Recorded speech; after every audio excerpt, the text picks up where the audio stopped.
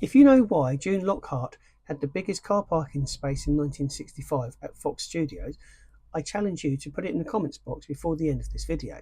And if you don't know the reason, then stick around as I delve behind the scenes of Lost in Space that aired in 1965.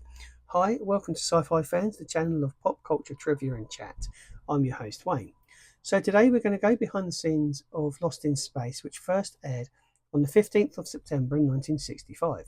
This was a groundbreaking show for the time, and it was produced by the legendary Irwin Allen. The show was loosely based on the 1812 novel The Swiss Family Robinson and the 1962 comic book Space Family Robinson. It was set in the futuristic year at that time of 1997. Lost in Space follows the adventures of the Robinson family, who are stranded in space while on a mission to colonize a planet around or near the star of Alpha Centauri. The main characters include Dr. John Robinson, his wife Maureen, their children Judy, Penny and Will, the robot B9, as well as the stowaway Dr. Zachary Smith.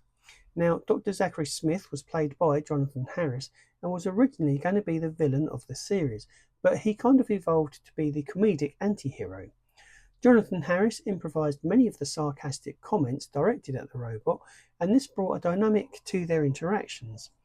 The robot B9 was often simply called Robot and is known for its catchphrase of Danger, Will Robinson. Lost in Space aired on the CBS network and ran for 3 seasons, producing a total of 83 episodes. The first season was filmed in black and white before they switched to colour for seasons 2 and 3. The show had a significant budget for the time, the pilot alone costing around $600,000, and they were making movies for this kind of budget, so they really did put their money where their mouth was. The iconic theme music was composed by none other than John Williams, who later became famous for his work on Star Wars and Indiana Jones and Harry Potter, and I think he composed the soundtrack to at least 50 films, many of which can be seen or at least referenced to in his cameo in Star Wars. Many of the alien creatures were repurposed costumes from other sci-fi movies and TV shows. The series featured numerous guest stars, including Robbie the Robot from Forbidden Planet in one particular episode. Lost in Space generated a significant amount of merchandise, including comic book toys and lunchboxes, and you can tell when a TV show has made it big when they start producing lunchboxes. Despite its initial run, Lost in Space found a broader audience through syndication in the 1970s and 80s.